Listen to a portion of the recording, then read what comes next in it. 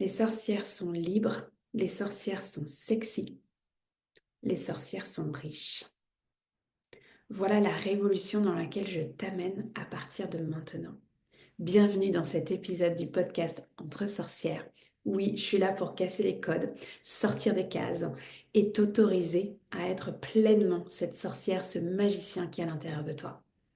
À partir de maintenant, tu vas avoir 4 épisodes par semaine. Un épisode pour soutenir ton corps, un épisode pour soutenir ta magie, un épisode avec ta communauté, te montrer à quel point tu n'es pas seule avec ce côté sorcière, ce côté magicien. Et désormais, un 4e épisode par semaine qui va être dédié à ta vie professionnelle, à ton business, comment justement ta sorcière, ton magicien peut venir soutenir cet alignement professionnel qui est le tien. Oui, je sais, c'est un peu touchy. Il y a vraiment beaucoup de mémoire et de croyances autour des dons, autour de la spiritualité, autour des sorcières. Et moi, je suis clairement là pour casser les codes. Donc, bienvenue à toi dans cet épisode. Je suis ravie de pouvoir commencer avec toi ce sujet-là. Les sorcières ont le droit d'être riches. Pour commencer, je vais t'inviter à regarder la contraction que ça crée dans ton corps. Est-ce que quand je te dis les sorcières ont le droit d'être riches, est-ce qu'il y a une partie de ton corps qui comme qui contracte, qui fait non mais la Laurence, où est-ce qu'elle va là? D'accord? Ou des pensées qui viennent. Ah non mais elle a rien compris. Et bienvenue à tout ça. D'accord? On est là ici justement pour observer où est-ce que ça contracte et pourquoi ça contracte et comment on passe ensemble en fait au prochain niveau. C'est un jeu vidéo. Moi, je le vois vraiment comme un jeu. Et puis, bah, quand il y a des contractions, c'est parce qu'on est là pour trouver la clé, ouvrir la porte et passer en fait dans l'univers suivant, le jeu suivant, dans l'étape suivante qui est la tienne. Donc, observe ça. Déjà pour commencer, quand je te dis les sorcières ont le droit d'être riches, où est-ce que ça contracte? Ça contracte au niveau du cœur pour ma part, mais dis-moi en commentaire où est-ce que ça contracte pour toi. C'est intéressant que je te partage que oui, je vis encore des contractions de le dire. Parce que la vie est un chemin. La vie, il y a des étapes. Et tu vois, la première étape qu'il a fallu que j'embrasse, c'est de me réconcilier déjà avec le mot business. De dire que oui, c'est une entreprise que je crée, que mon métier a une entreprise. Donc oui, j'ai des obligations qui vont avec une entreprise, n'est-ce pas, dans la comptabilité, l'administratif. Mais en fait, dans mon cœur, c'est une entreprise.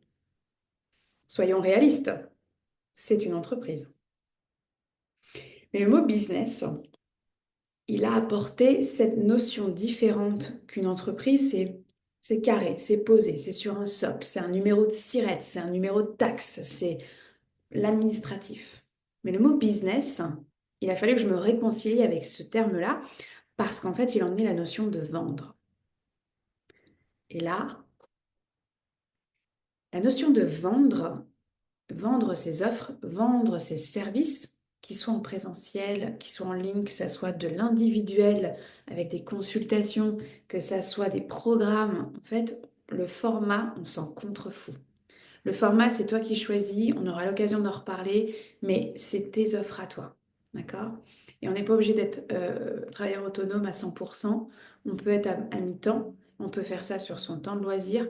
En fait, il n'y a pas de non, mais moi, je ne suis pas un salarié, je ne peux pas être là. Au contraire. Au contraire, parce que les salariés, vous avez énormément de magie à apporter dans les entreprises.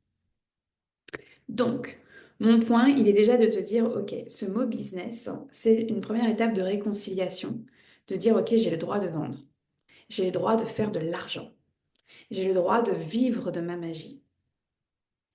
Et en fait, c'est intimement relié à des mémoires, alors qui t'appartiennent déjà dans ton éducation financière, celle que tu as reçue de tes parents. Est-ce que tu as eu une éducation financière déjà pour commencer ou pas du tout?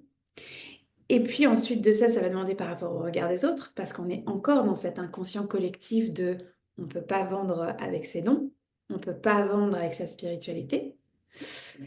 Et ça va demander aussi d'aller regarder du côté des vies antérieures. Est-ce que dans une autre vie, tu as fait un vœu de chasteté? Et c'est intéressant, j'ai confondu le mot. Est-ce que tu as fait un vœu de pauvreté? Et je vais revenir évidemment sur le vœu de chasteté. Mais le vœu de pauvreté, pour commencer, est-ce que c'est déjà apparu dans un soin X ou Y avec telle personne ou pas? Ou au contraire, ça fait un frisson et c'est comme ouf, ouf, elle touche un poids.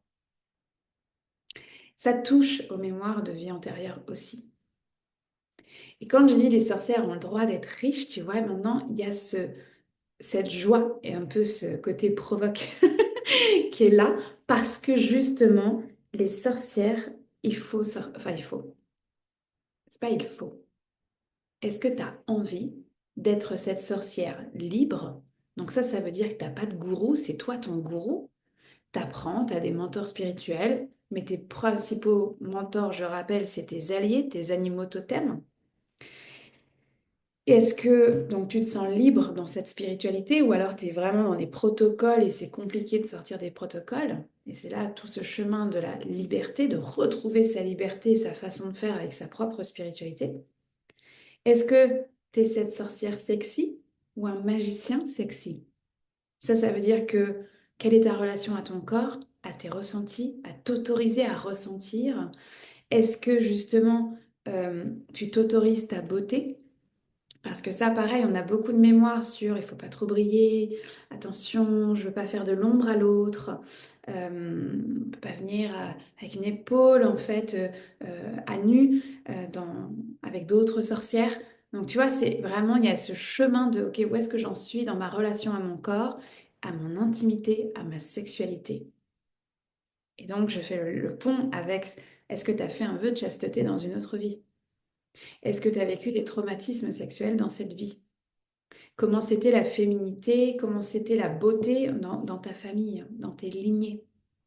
Il faut se rappeler qu'on est la première génération qui est réellement au contact de ses émotions. Enfin, alors quand je dis on est cette génération, c'est moi j'ai 39 ans, enfin bientôt 39 ans, on est cette génération qui a commencé un travail. Les générations suivantes, vous êtes extraordinaires parce que vous êtes en train de le continuer, ce travail. Mais on n'est que au début. On n'est qu'au début de ce travail des lignées, de ce travail de libération en fait dans notre transgénérationnel, notamment par rapport à la relation au corps, par rapport à la grossophobie, par rapport à la ceinture de chasteté et la sexualité.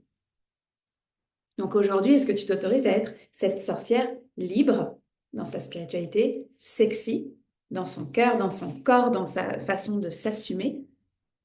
Et maintenant, je te rajoute, est-ce que tu t'autorises à être cette sorcière riche? Et évidemment que la richesse, elle a plusieurs définitions. La vraie richesse, c'est d'avoir un corps en santé, de se sentir aimé, d'avoir ses proches autour de soi, euh, ta propre définition en fait de la richesse. Mais là, ça c'est aussi très cool, je suis d'accord, et c'est le principal. Mais il y a une réalité. Et là, ici, moi, je suis là pour parler de richesse financière. Je suis là pour te dire, mais tu as le droit de vivre de ta magie en fait, avec toute ta beauté, toute ta sexiness attitude, avec ton corps, avec ton cœur, ta magie, tes dons.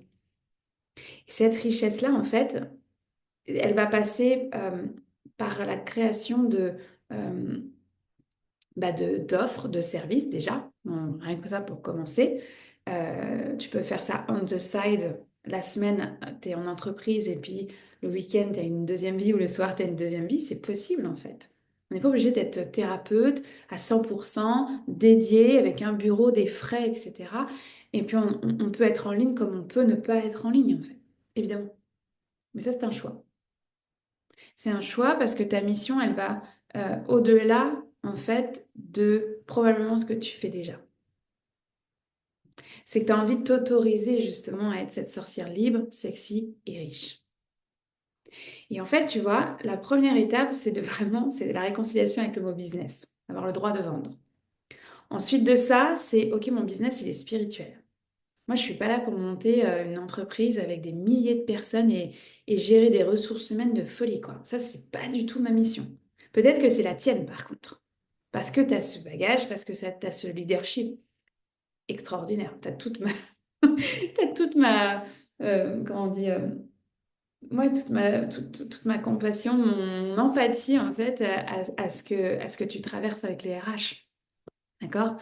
C'est un métier en soi et le monde a besoin des sorcières et des magiciens dans tous les métiers, dans tous les pays et dans tous les métiers. Donc, c'est de regarder, OK, comment ta spiritualité aujourd'hui a sa place dans ta vie professionnelle.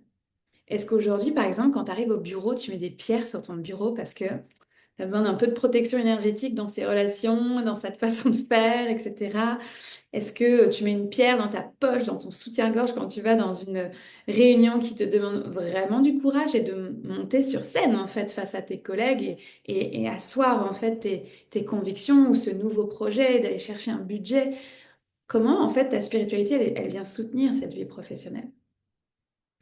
Autrement dit, quand tu es entrepreneur, comment ta spiritualité en fait est incorporée aujourd'hui en fait dans ton business? Comment aujourd'hui cette spiritualité-là est un soutien? Elle n'est pas au cœur, elle est un soutien. Tes offres, tes services, tes dons, ça c'est évident. C'est déjà une évidence. Maintenant, c'est OK, c'est un business, et c'est un business spirituel parce que tu es au contact de ton corps. Donc ça veut dire que tu es au contact de tes désirs. Je fais un sourire pour ceux qui sont que en audio, je fais un sourire. Ça, être au contact de tes désirs, donc de ton intimité, de ta sexualité, de ta relation à ton corps, de ta confiance en toi, de ton estime de toi aussi. Donc, un business spirituel, pour moi, c'est être au contact de son corps. Une vie professionnelle spirituelle, c'est être au contact de son corps. Première chose, est-ce qu'aujourd'hui tu es ancré? Est-ce qu'aujourd'hui, comment tu te sens dans ton corps? Est-ce que tu t'es habillé avec des couleurs, avec des vêtements qui te plaisent, que t'aimes? Ensuite de ça, pour moi, une vie professionnelle spirituelle ou un business spirituel, c'est être au contact de son cœur. Donc ça veut dire que à tout instant, tu peux changer de direction. Tu as le droit. Tu as le droit de changer de direction, tu as le droit de changer de projet, tu as le droit de dire, waouh, attends, en fait, j'en sais rien, moi, dans 6 mois, où est-ce que je suis? Et d'arrêter cette surplanification. La planification a du sens et du bon sens, mais la surplanification n'en a pas. Et c'est là où ça va demander, en fait, justement, de lâcher un peu le mental, lâcher la tête, lâcher l'agenda, et de dire, OK, en fait, moi, cette semaine, tu vois, d'un point de vue structure, oui, il y a un podcast avec des épisodes. Je parle de quoi cette semaine? J'ai un planning éditorial, des grandes thématiques sur des cycles de 3 4 semaines pour des raisons de vente aussi. Mais ça va être important pour moi de spécifier, de dire, bah oui, mais à chaque semaine, voilà le thème général. Voilà le thème général et voilà ce que j'ai envie, mon message, il est là. Ensuite de ça, en fait, ça va être d'être au contact de ta stratège. D'être au contact justement de choisir le bon moment pour dire les choses, choisir le bon moment pour assumer que tu as envie d'avoir ce projet-là et ce financement, choisir le bon moment de dire les choses à tes clientes aussi, d'avoir une vie intime à côté et de ne pas tout dire sur les réseaux, de ne pas tout dire en fait dans ton bureau de consultation. Tu as le droit à ton intimité. L'authenticité, ce n'est pas tout dire. L'authenticité, c'est de dire ce qui est vrai pour toi. Mais ton intimité ne nous regarde pas parce que tu es au contact de ta stratège. Tu es au contact de choisir le bon moment pour agir et dire les choses. Et ensuite de ça, pour moi, c'est être au contact de son business. Et je reviens encore au mot business. Être au contact de son business, ça veut dire être hyper concret, réaliste. Est-ce que tu es à jour dans tes changements d'adresse? Est-ce que tu es à jour dans ta comptabilité, dans ta gestion financière? Et je vais te partager un truc qui a révolutionné pour moi, c'est dans le mot trésorerie, il y a le mot trésor. Aussi simple que ça. Et alors moi j'ai une tendance un peu cigale. Et du coup, en mettant ce mot trésor, je me suis dit, mais ouais, en fait, je vais avoir une trésorerie de fou pour pouvoir réaliser des projets de fou. Voilà. Et de réembrasser en fait la gestion financière. Pas juste un fichier Excel ou un Notion, pas juste ça. Mais vraiment d'être hyper concrète au contact de mon trésor. C'est un trésor de gagner de l'argent. C'est un trésor d'être riche. Après, c'est comment tu le gères. Est-ce que tu as peur de ton côté cigale toi aussi? Ou est-ce que tu as peur du manque? Et en fait, le chemin m'a montré que on peut pas arrêter on peut pas arrêter d'être en manque. En fait, c'est un mindset. C'est un mindset, pour moi, c'est une relation à l'argent qui devient de plus en plus saine au fur et à mesure de son chemin, comme avec la sexualité, comme la relation à ton corps. La relation à l'argent en fait partie aussi. Et ce que ça signifie, c'est que ça va demander d'être hyper réaliste, de dire, OK, cette dépense, est-ce que je la fais pas parce que j'ai peur de manquer d'argent dans quelques semaines, quelques mois? Ou est-ce que cette dépense, je vais me poser avant d'être compulsive et de dire est-ce que c'est vraiment aligné? Et encore une fois, c'est le corps. C'est le corps qui va permettre de dire ok, je contracte ou j'ouvre mon cœur. Non, mais c'est une évidence, en fait, j'y vais. Je me pose pas la question, quoi. Ça fait partie de mon chemin, ça va venir m'activer. Donc, tu vois, c'est un chemin pour moi de venir te dire ouais, les sorcières, maintenant, elles décident d'être libres, sexy et riches. Je t'emmène là, avec ton corps, ta magie, ta communauté parce que t'es pas seule, et avec ton business, ta vie professionnelle. Les sorcières, là, on a beaucoup de vœux à défaire, le vœu de pauvreté, le vœu de chasteté, mais aussi cette croyance, pour vivre heureux, il faut vivre caché. Donc ne pas trop dire qu'on a un côté sorcière. Et en fait, le chemin me montre que plus tu assumes ton côté sorcière, ton côté magicien dans ta vie pro, plus en fait tu mets au service ta magie avec la puissance du cœur. Vendre, c'est recevoir. Vendre enfin, vendre et gagner de l'argent, c'est simplement le recevoir. C'est qu'on y met une force, une attention, un focus qui prend énormément de place. Et oui, parce qu'on vit dans une réalité terrestre, hein, on a tous des factures. Mais ce qu'on oublie de dire, c'est que ça permet aussi de redistribuer. Et ça, moi, ça m'a énormément aidé, tu vois, dans ce chemin de réconciliation avec le mot business. Se dire, mais oui, mais plus je gagne et plus je vais pouvoir redistribuer. Plus je vais pouvoir acheter des forêts pour pas qu'on construise dessus. Plus je vais pouvoir redonner à des tribus autochtones pour faire vivre justement leur trésor, leur magie. Plus je vais pouvoir aussi laisser un héritage. Oui, un héritage émotionnel, transgénérationnel, mais aussi un héritage financier à mes futurs petits-enfants, si j'en ai. Mais tu vois, pour moi, c'est important et ça fait partie du chemin de guérison de la relation à l'argent, c'est de prendre un pas de recul et de dire, attends, on respire, tu es déjà riche. C'est un mindset. C'est réellement un mindset. Et tu vois, tu peux même te faire un post-it, les sorcières ont le droit d'être riches. De mettre ça dans ton agenda, de mettre ça à côté de ton miroir dans la salle de bain. Les sorcières ont le droit d'être riches, belles, sexy et libres. Je me suis construite en opposition, beaucoup. J'ai appris la spiritualité à la dure, avec l'humiliation. Ça a été dur, mais j'ai appris la liberté avec ça. J'ai appris à être libre et à être mon propre gourou. J'ai appris aussi à la dure qu'on n'avait pas le droit d'être belle et sexy avec ses sœurs, avec la sororité, qu'il fallait pas trop briller parce que j'ai même eu peur d'être copiée. J'en ai perdu des amis, des vrais amis, parce que cette peur avait pris trop de place. Parce que j'avais pas le droit de briller, donc il fallait pas trop dire. Pour finalement se rendre compte que la copie n'existe pas et qu'on a le droit d'être belle et sexy et que plus t'es belle et sexy, je le mets au féminin, mais c'est pareil pour les hommes, hein. Plus t'assumes en fait cette beauté intérieure et que tu la fais refléter à l'extérieur, plus elle est magnétique, plus on a envie de marcher à tes côtés, plus ça inspire les autres aussi à faire pareil. Et ça, c'est juste jouissif.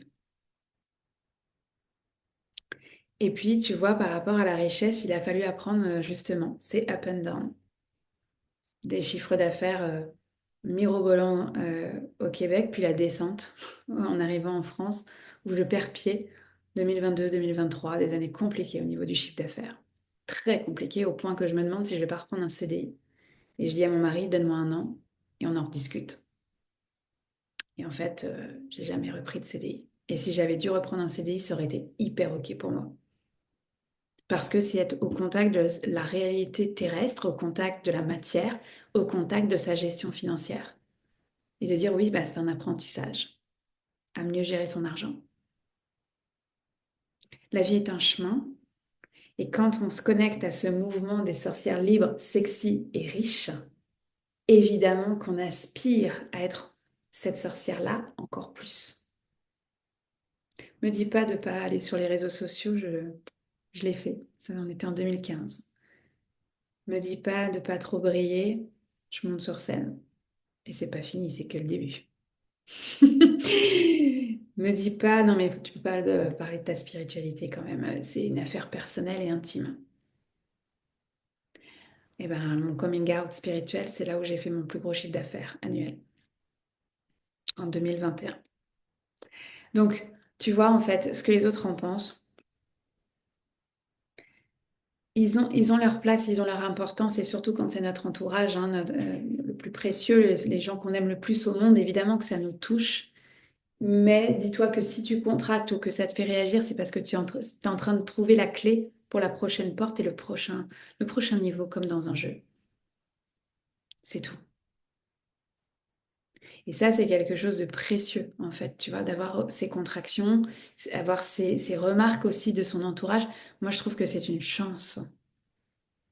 Et te permettre justement d'aller voir qu'est-ce qui contracte et où est-ce que tu as besoin d'aller à ton prochain niveau. De quoi tu as besoin. Ce regard de l'autre, là, c'est un chemin de tous les jours. Mais t'es ta pire critique. T'es ta pire critique. Ce que ça veut dire, c'est que t'es hyper dur envers toi et que t'as peur de la réaction de l'autre, mais la réaction de l'autre, elle n'arrive pas toujours. Je lisais ce matin un homme que j'aime beaucoup sur les réseaux. Il partageait que finalement, 2% des commentaires négatifs qu'il reçoit, de haters, mais 98% de commentaires extraordinaires, de positifs. Et en fait, c'est où est-ce que tu mets ton focus? Est-ce que tu mets ton focus sur le 2% ou sur le 98%? C'est un muscle. C'est un muscle de t'autoriser et assumer à tous les jours d'être cette sorcière libre, sexy et riche. Fait que viens me dire en commentaire comment ça contracte, ça libère et quelle action tu vas mettre en place pour assumer encore un peu plus aujourd'hui cette sorcière libre, sexy et riche que tu es déjà. Je t'embrasse fort et je te dis à très bientôt.